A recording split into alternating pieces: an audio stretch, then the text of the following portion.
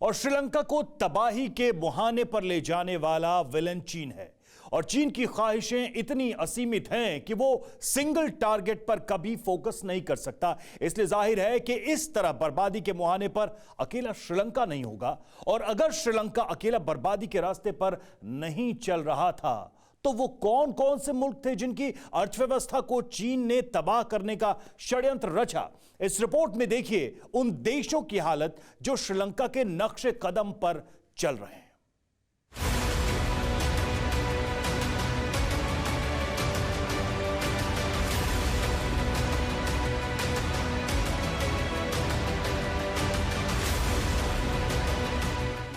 का वहाँ पे बैनर लगा हुआ है, पोर्ट सिटी वहाँ पे कोलंबो लिखा हुआ है। और इस पोर्ट सिटी को बनाने का काम रेत लाने से लेके कंटेनर लाने से लेके कर्मचारी तक सारे के सारे चाइना के लोग हैं। ये यहाँ पे कंस्ट्रक्शन का काम शुरू हुआ है और ये श्रीलंका की बर्बादी का, श्रीलंका में जो हालात बने हैं उसका सबसे बड़ा जिम्मेदार है। और जो साजिद प्रेमदासा हैं विपक्ष के बड़े नेता, उनका भी ये आरोप है कि इसकी वजह से चाइनीज़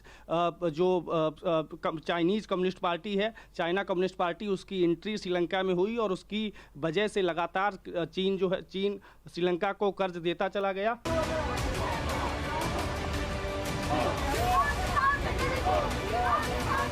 कपटी चीन की साहूकारी का यही नतीजा है।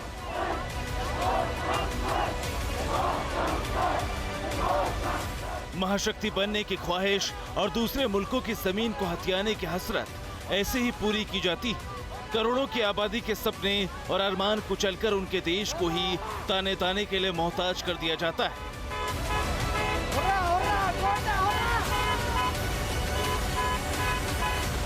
और मानवीय शव शैया पर पैर रखकर ये सिर्फ चीन की क्रूर कम्युनिस्ट सरकार ही कर सकती है।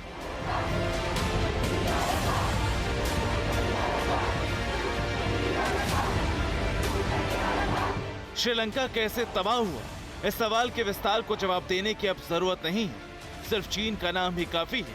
ध्यान से देख लीजिए, मानव निर्मित अकाल ऐसे ही आता है। गौर से सुन लीजिए, सर्वनाश की शुरुआत भी ऐसे ही होती है।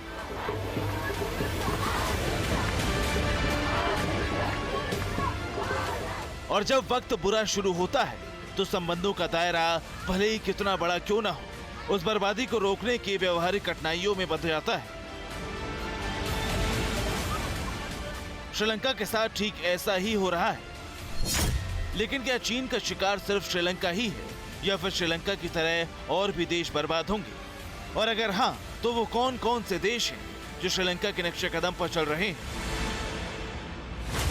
श्रीलंका के नक्शे कदम पर भले ही कोई देश न चल रहा हो, लेकिन चीन के कर्ज वाले जाल की जद में कई और देश हैं। इनमें अफ्रीकन कंट्रीज भी हैं, लेकिन जो श्रीलंका की तरह जल्द बर्बाद होने की कगार पर खड़े हैं।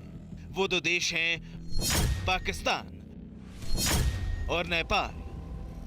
यानी चीन के जाल में फंसकर जल्द ही बर्बाद होने वाले देशों में शुमार हैं भारत के वो पड़ोसी, जिनमें से दो का झुकाव भारत की तरफ ज्यादा रहा है।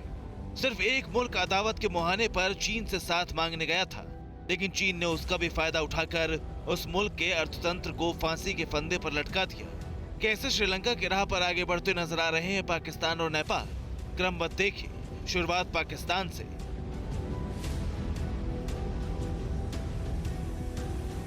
पाकिस्तान का सियासी संकट श्रीलंका से भी बड़ा है। कर्ज के जाल में श्रीलंका को फांसकर चीन ने वहां की अर्थव्यवस्था को अपने कब्जे में कर लिया। लेकिन पाकिस्तान में चीन ने सीधे सीधे सरकार की बागडोर ही अपने हाथों में ले ली। पाकिस्तान में भी चीन ने दांव ठीक श्रीलंका के जैसा ही खेला। 2013 में चीन पाकिस्तान के बीच सीपैक पर संधि हुई। इसके बाद 2015 से 2018 तक इसी सीपैक पर करीब 100 एग्रीमेंट हुए। सीपैक के लिए चीन ही पाकिस्तान को कर्ज देकर जाल में फांसता रहा और पाकिस्तान कर्ज के दलदल में फंसकर पूरी तरह बर्बाद हो गया।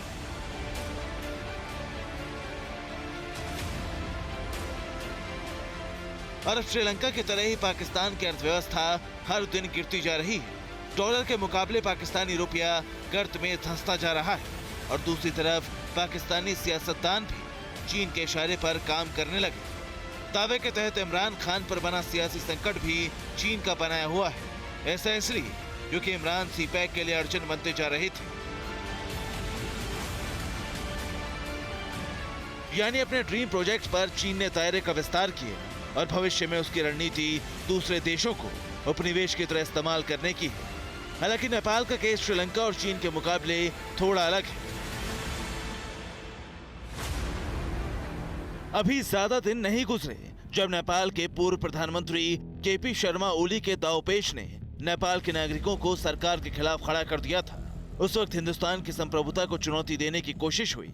लिपुलेख, कालापानी, लिम्पियाथुरा को नेपाल के नक्शे तक में शामिल किया गया, लेकिन परंपरागत मित्रता को महत्व देकर नेपाल ने खुद को चीन के जाल में फंसने से बचा लिया।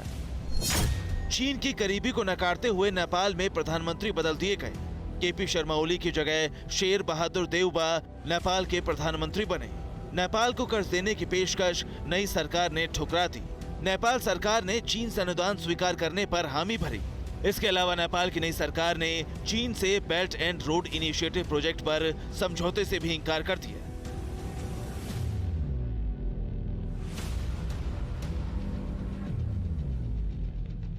यानी नेपाल सरकार ने श्रीलंका और पाकिस्तान के हालात का आकलन पहले ही कर लिया था, इसलिए वो कदम नहीं उठाए जो श्रीलंका और पाकिस्तान ने उठाए थे।